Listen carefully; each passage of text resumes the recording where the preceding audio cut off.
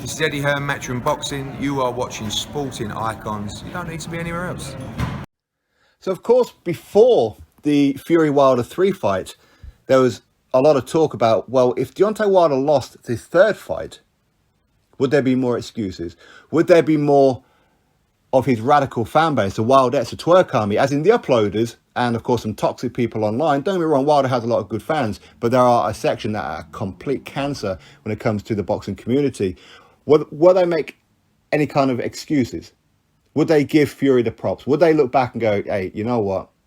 Tyson Fury is the better man to Deontay Wilder. But of course, the talks will continue. If Wilder was to lose, regardless of anything else, would he continue? Now, for me, I said it before and I said it afterwards. I hope that he continues. Win, lose or draw against Fury, I want to see more Wilder fights. I still want to see him, win, lose or draw, take on Dillian Whyte, take on Anthony Joshua, take on Andy Ruiz Jr. and a couple of others, Joe Joyce and that, for example. And after last night's performance with Frank Sanchez, that'd be an interesting one as well, let's be honest. So for me, I want to see Wilder continue. But as I said before, and in fact, I've been saying it for the last couple of years, that when Wilder loses, I can see him leaving the sport. Because he's never really been that dedicated. He's been boxing up to this point as a professional for 13 years. Okay, so when you're boxing for 13 years as a professional and you're putting yourself through grueling training camp after grueling training camp, and suddenly, even though you've been padding out your resume for 11 of those years against, let's be honest, bums, finally you're getting the paydays. You become a millionaire, very, very wealthy. The desire will dip. So when you've been boxing for so long and you haven't really been perfecting your art, you've just been relying on that one-punch knockout, where do you go when you lose? Because you can't go back to the drawing board and reinvent yourself. I mean, you can add new things, and I think Wilder showed new things last night against Fury, but where do you go?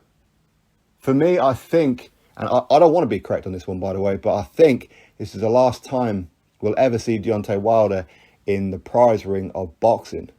I don't think Deontay Wilder will continue boxing, and I say that with a heavy heart. As much as his fans annoy me, as much as the excuses and his constant ducking over the years of certain fighters has been annoying me, I don't want to see this to be the end of Deontay Wilder. I want to see Deontay Wilder take on, as I said, Dillian Whyte, a Anthony Joshua, an Usyk, a Ruiz, and a Joe Joyce, a Hughie Fury. You know, the list goes on. For me, I'd like to see Deontay Wilder in a few more fights. But of course, that's only if Wilder still has ambition.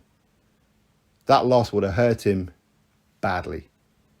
Badly. I don't think that this loss would have hurt him as much as the second fight. I really don't. But the third one was comprehensive. He got knocked out. Okay, it wasn't like the referee just stepped in. It wasn't like the towel came in or any. No, he got knocked out. But he gave a great account of himself. So he shows that he is a force in the heavyweight division. You put him in there with anybody, Joshua, Dillian Whyte, whoever, he's always going to have that chance. He is always going to have that chance. And he will probably forever always have that chance. But he is getting to the point where, I think he's, 36 years old? Or he's coming up to 36 years old. Where do you really go? The biggest payday, of course, is still out there, especially if Joshua loses the rematch to Alexander Usyk. Then, yeah, that fight, Fury, Joshua, is back on, isn't it? It's a huge fight. Of course it is. Dillian Whyte, providing he gets past Otto Wallin next, he'll be fighting Tyson Fury next. So Tyson Fury's next opponent will be Dillian Whyte. As I said, let's reiterate it, providing Dillian Whyte gets past Otto Wallin. Okay, so that's going to create some boundaries. But of course, the PBC, we know that they like to do in-house fights, that's for sure. So there are in-house fights. Andy Ruiz Jr. would be an interesting one. Still an interesting one, of course it is.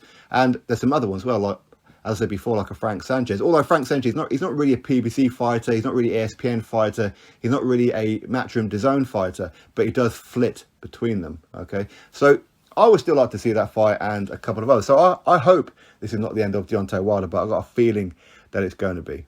I really do.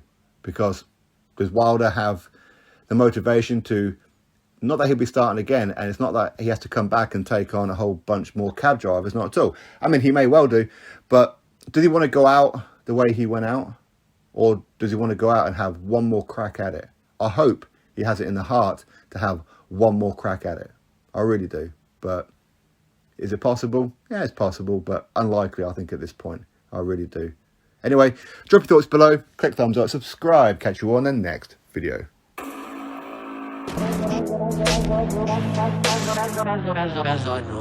I'm not trying to be biased, but it's the best city in the country, so when it comes to the fight nights, they're probably one of the loudest, and they get behind the road, so it's going to be a good loud night. Desire's there more than ever.